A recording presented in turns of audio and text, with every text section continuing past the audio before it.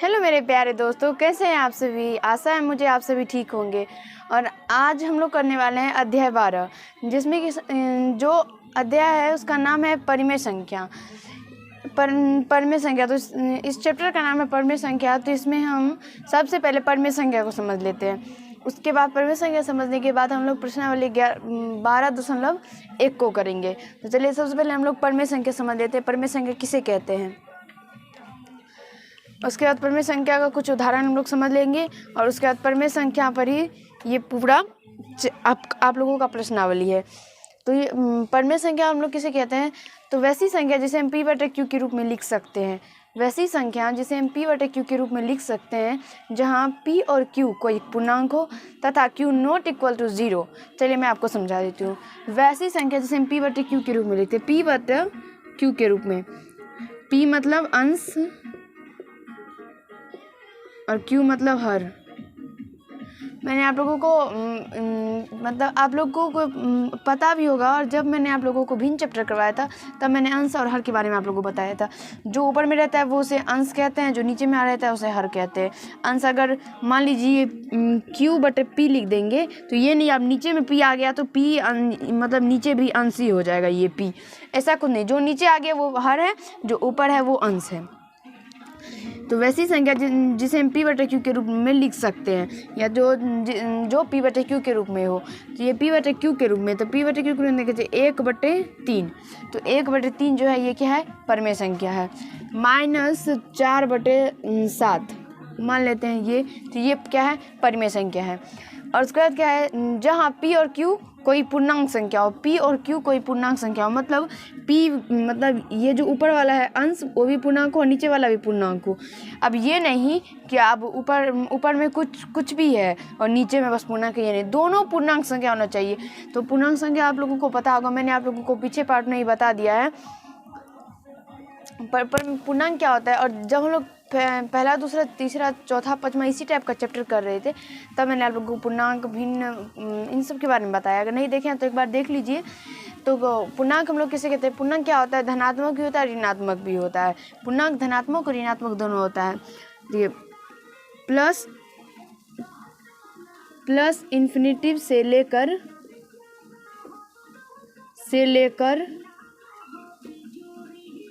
Plus infinity से लेकर minus infinity तक हमारा पूर्णांक होता है। प्लस इन्फिनिटी से लेकर माइनस इन्फिनिटी तक क्या होता है, तो पूर्णांक होता है। मतलब प्लस अनंत तक, यानी प्लस की संख्या जो है वो उसे अनंत तक ले लेंगे और माइनस की जो संख्या उसे भी अनंत तक ले लेंगे। तो दोनों का जो बीच में जो जितना भी संख्या वो सब पूर्णांक है। यानी माइनस में भी पूर्णांक होता है, धनात्मक भी पूर्णांक होता है और ऋणात्मक भी पूर्णांक होता है। ये नहीं कि सिर्फ धनात्मक ही पूर्णांक होता है, ऋणात्मक भी पूर्णांक होता है। इतना आप आशा है आप सभी समझ गए होंगे। अब जैसे कि पूर्णांक का जिक्र हुआ तो मैं आपको बता देती हूँ। यहाँ पे देखिए, मान लीजिए ये √2/4 है, √2/4 है, तो ये हमारा परिमेय संख्या नहीं हुआ। √2/4 जो है वो हमारा परिमेय संख्या नहीं हुआ। कैसे नहीं हुआ, क्योंकि परिमेय संख्या की परिभाषा में हम लोग पढ़ते हैं कि p और q कोई पूर्णांक हो और √2 जो है ये √2 ये पूर्णांक नहीं है। √2 क्या है, पूर्णांक नहीं है। यह आप लोगों को याद रखना है। कोई आपसे पूछ दे कि √2 परिमेय संख्या क्यों नहीं है, तो आप लोगों को डायरेक्टली बता देना है। और ये भी आपको बोलेगा कि √2 परिमेय संख्या कैसे नहीं है, जबकि हम इसके नीचे में 1 लिख सकते हैं। जैसे हम लोग बोलते हैं ना, ये दो क्या है, तो परिमेय संख्या है। कैसे, तो इसके नीचे में हम लोग 1 लिख सकते थे, ये भी p/q के रूप में आ गया, तो ये परिमेय संख्या हो गया। तो आपको कोई बोलेगा कि √2 परिमेय संख्या क्यों नहीं है, जबकि इसके नीचे में हम 1 लिख सकते हैं। तो आप लोगों को बताना है, क्योंकि परिमेय संख्या की परिभाषा में ये कहा जाता है कि p और q दोनों कोई पूर्णांक संख्या हो। p और q दोनों पूर्णांक संख्या हो, लेकिन ये √2 जो है वो पूर्णांक संख्या नहीं है। क्योंकि जब हम लोग संख्या रेखा पे जब हम लोग लिखते हैं तो उसमें हम धनात्मक संख्या को लिखते हैं और ऋणात्मक संख्या को लिखते हैं, ना कि हम रूट वाले संख्या को लिखते हैं। अब मैं आप लोगों को बता देती हूँ। जैसे कि मैंने आप लोगों को बताया q not equal to 0। q not equal to 0 का मतलब हुआ, जैसे कि हम p/q के रूप में परिमेय संख्या को लिखते हैं तो 1/0 जो होगा या 2/0 जो होगा, ये 3 नहीं 0 2/0 जो होगा ये परमेय संख्या नहीं हुआ, क्योंकि इसके नीचे में 0 है। q नॉट इक्वल टू 0 होता है, इसका मतलब है q का मान कभी भी 0 नहीं होगा अगर वो परमेय संख्या होगा तो। ये आप लोगों को याद रखना है। p का मान 0 हो सकता है, 0/1 परमेय संख्या है, 0/2 ये भी परमेय संख्या है, लेकिन 1/0 ये परमेय संख्या नहीं है, याद रखना है आप लोगों को। अब चलिए अब हम लोग प्रश्नावली को सॉल्व करते हैं। तो प्रश्नावली के पहले क्वेश्चन को आप लोग देखेंगे, बोर्ड पे भी आप लोगों को दिखाई पड़ रहा होगा, या तो आप लोग अपनी अपनी बुक में पहला क्वेश्चन देखिए। इसमें कह रहा है कि निम्नलिखित परमेय संख्याओं के बीच 4 परमेय संख्या ज्ञात कीजिए। इसमें कह रहा है कि निम्नलिखित परमेय संख्या के बीच 4 परमेय संख्या निकालने के लिए, तो चलिए हम लोग 4 परमेय संख्या निकालते हैं। तो सबसे पहले इसको हम क्या करेंगे, ये तो परमेय संख्या के रूप में है, इसको हम p/q के रूप में लिख लेते हैं। तो -3/1 और -1/1, एक नीचे में हम लिख सकते हैं, क्योंकि एक लिखने से कोई फ़र्क नहीं पड़ता है, -3 ही हो जाता है। अब हम लोग क्या करेंगे, परमेय संख्या बीच में 2 परमेय संख्या के बीच में परमेय संख्या निकालने के लिए अगर हर उसका नीचे का हर बराबर रहता है, दोनों संख्या का हर बराबर रहता है, तो हम ऊपर नीचे कोई भी संख्या से गुना कर सकते हैं।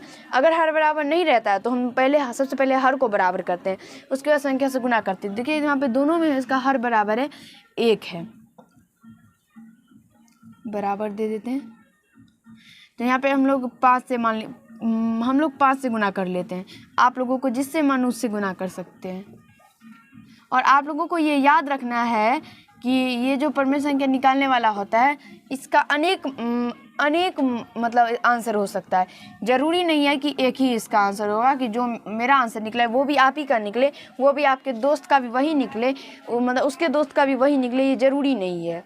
सबका अलग अलग आंसर हो सकता है। तो यहाँ पे ऊपर नीचे दोनों हम लोग गुना कर देते हैं। उसके बाद यहाँ से निकल के क्या आ गया, -15/5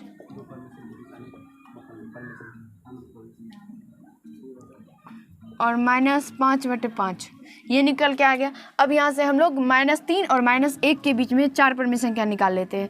तो -3 और -1 के बीच 4 परमेय संख्या,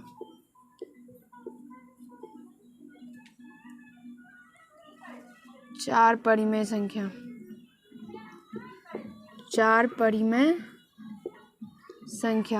तो यहाँ से हम लोग लिख देते, कितना हो जाएगा, देखिए -14/5, -13/5, -12/5, 3 हुआ, और एक और हम लोग लिख देते हैं -11/5। आशा है आप लोगों को समझ में आ गया होगा, कहीं से कोई दिक्कत समस्या नहीं हुआ होगा। और मैं आप लोगों को एक बात बता दूं दोस्त, कि 2 परमेय संख्या के बीच में अनंत परमेय संख्या होता है। 2 परमेय संख्या के बीच में अनंत परमेय संख्या होता है, ये आप लोगों को याद रखना है। और ये क्वेश्चन में भी पूछता है, तो ये आप लोगों को याद रखना है कि 2 परमेय संख्या के बीच कितनी परमेय संख्या होते हैं, अनंत परमेय संख्या होते हैं। अब चलिए क्वेश्चन नंबर 2 को हम लोग सॉल्व कर लेते हैं। तो क्वेश्चन नंबर 2 भी बहुत आसान है, -2 और 0 के बीच में कहा गया है। तो चलिए सबसे पहले इसे हम लोग p/q के रूप में लिख लेते हैं। तो -2/1 और 0/1, -2 गुना 5/1 गुना 5 और 0/1।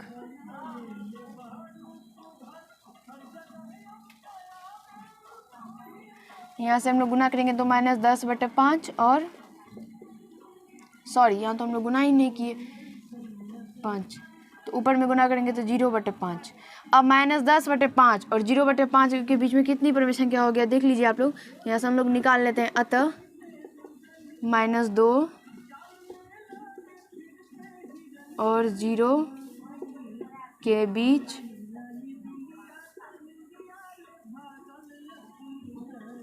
4 परिमेय संख्या।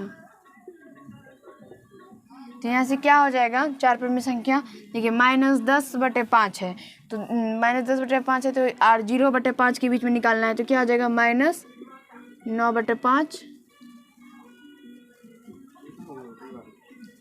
-8/5, -7/5, -6/5।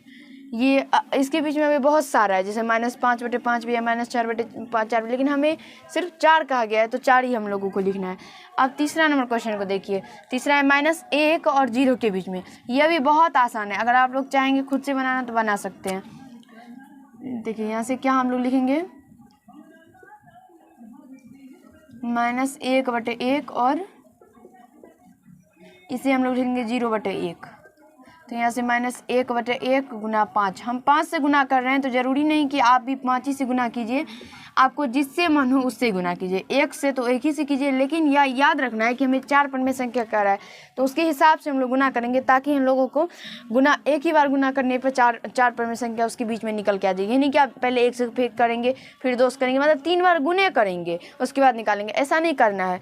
कोई बड़ा संख्या से गुना कर लेंगे ताकि बहुत सारा पन्ने संख्या निकल के आ जाए। और 5 से गुना करने पर ये -5/5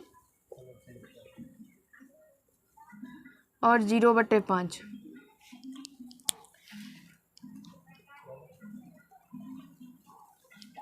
चलिए अब ये -5/5 और 0/5 के बीच में बहुत सारा पन्ने संख्या आप लोगों का निकल के आ जाएगा। तो यहाँ से लिखेंगे हम लोग, अतः -1 और 0 के बीच 4 पन्ने संख्या, 4 परिमेय संख्या, 4 परिमेय संख्या क्या निकल के आ जाएगा, देखिए यहाँ से, तो -4/5, -3/5, -2/5 और क्रमा करके क्या लिख देना है, -1/5। आशा है आप लोगों को समझ में आ गया होगा, कहीं से कोई दिक्कत समस्या नहीं हुआ होगा। अब हम लोग चौथा नंबर क्वेश्चन को देख लेते हैं। चौथा नंबर क्वेश्चन है -4/5 और 2/5 के बीच 4 पन्ने संख्या। देखिए इसका हम लोग पहले हम इसको देख लेते, तो ये P/Q के रूप में पहले से क्वेश्चन में ही दिया गया है और इसका हर जो है वो भी बराबर है, जिसको हम लोग क्या करेंगे, डायरेक्ट गुना कर देते हैं। तो हम लोग किससे गुना करें, 7 से गुना कर देते हैं, 5 × 7 और 2/5। तो ऊपर में भी 7 से गुना, 2 के साथ, और नीचे में 5 के साथ 7 से गुना। अब ऊपर में गुना करेंगे तो -28/35 और ऊपर में, और यहाँ पे गुना करेंगे तो क्या होगा, -14/35, सॉरी 14/35। अब इसके बीच में बहुत सारा परिमेय संख्या निकल के आ गया, अतः -4/5 और 2/5 के बीच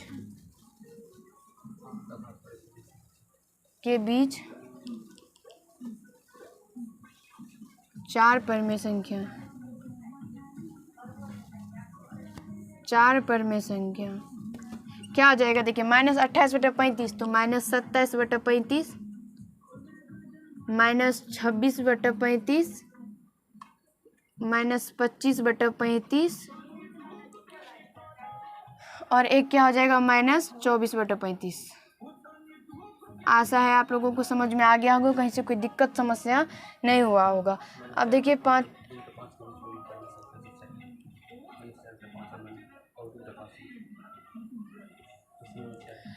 क्वेश्चन नंबर 4 को जब आप लोग देखेंगे तो -4/5 और 2/5 के बीच में 4 परिमेय संख्या आप लोगों का बिना गुना किए भी निकल जाएगा। ठीक है, जैसे कि हम देख लेते हैं, यहाँ पे संख्या रेखा है, बीच में 0 है, इधर 1 2 3 4 और 5 और इधर अनंत तक, और इधर में -1 -2 -3 और -4 और -5 तक ले लेते हैं। देखिए -4/5 और 2/5 है, तो हर तो बराबर है, तो अंश से हम लोग मतलब रख के चलते हैं। तो -4, तो -4 यहाँ पे और देखिए 2 यहाँ पे, इसके बीच में देखिए कितना परिमेय संख्या है, 1 2 3 4 5। 5 आप लोगों का बिना गुना किए भी निकल जाएगा। आप लोग वैसे भी आंसर दे सकते हैं, गुना करना कोई ज़रूरी नहीं है कि गुना हमें करना ही है। गुना हम लोग इसलिए करते हैं क्योंकि हमें बीच में परिमेय संख्या उतना निकल के आता नहीं है, लेकिन इस यहाँ पे आ रहा है तो आप लोग डायरेक्ट इसको लिख सकते हैं, कहीं कोई दिक्कत नहीं हुआ होगा। -4/5 और -5/7। सबसे पहले इसका हम लोग क्या करेंगे तो हर बराबर करेंगे। तो चलिए इसको हम हर बराबर कर लेते हैं। तो किससे गुना करें ताकि हर बराबर हो जाए? तो सबसे हम हर बराबर करने के लिए हम लोग मैं आपको एक तरीका बताती हूँ। देखिए 5 और 7 ये दोनों का हम लोग क्या करेंगे तो एलसीएम ले लेंगे। तो क्या आता है 35 आता है। एलसीएम निकलेगा नहीं तो गुना करेंगे तो 35 आता है। अब 35 आता है तो हम सोचेंगे कि हर में इधर भी 35 पूरा लेते हैं और इधर भी 35 ले आते हैं। तो दोनों साइड 35 ले आएंगे। तो 5 में हम किस संख्या से गुना करें ताकि 35 आ जाए? तो 7 से। तो एक नीचे ही सिर्फ गुना हम लोग नहीं कर सकते हैं, ऊपर भी करना पड़ेगा। तो 4 में भी गुना कर देंगे। और -5 गुना 5 बटे 7 गुना 5। 7 में हम लोग 5 से गुना करेंगे तो 35 आ जाएगा। तो ऊपर में गुना करेंगे तो 28/35 -28/35 और -25/35। चलिए अब हम लोग थोड़ा मार्कर चेंज कर लेते हैं। -28/35 और -25/35। अब इसमें जब हम लोग देखते हैं कि कितना परिमेय संख्या है तो -27 -26 -25 नहीं आता है, 3 ही आता है। तो हम लोगों को फिर से गुना करना पड़ेगा। तो चलिए 2 से गुना कर देते हैं। 28 गुना 5 28 गुना 2 और 35 गुना 2 और -25/35। तो -25 में भी 2 से गुना करेंगे और 35 में भी 2 से। इसको जब हम लोग गुना करेंगे तो ये 28 को जब 2 से गुना करेंगे तो हम लोगों को कितना आ गया? 28 दूना 56 -56/70। और इसको जब -25 को 2 से गुना करेंगे तो -50/70। अब हम लोग क्या करेंगे तो -4/5 और -5/7 के बीच में 4 परिमेय संख्या निकाल लेंगे। अतः -4/5 और -5/7 के बीच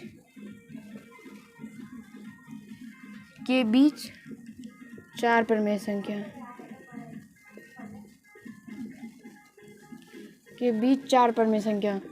यहाँ पे हम लोग लिख देते हैं। तो क्या हो जाएगा देखिए -56/70 और -50/70।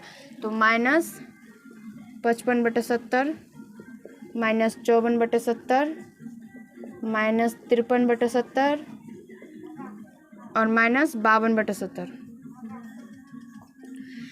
ये इसका आंसर निकल के आ जाएगा। आशा है आप सभी को समझ में आ गया होगा, कहीं से कोई दिक्कत या समस्या नहीं हुआ होगा। तो आज के पार्ट में हम लोग इतना ही करेंगे। अगले पार्ट में हम लोग क्वेश्चन नंबर 2 से समझेंगे। अगर आप लोगों को ये वीडियो अच्छा लगा हो जरूर वीडियो को लाइक कर दीजिएगा। कैसा लगा ये कमेंट कीजिएगा। अगर चैनल पर नए होंगे चैनल को सब्सक्राइब कर लीजिएगा। धन्यवाद दोस्त, आज के पार्ट में इतना ही।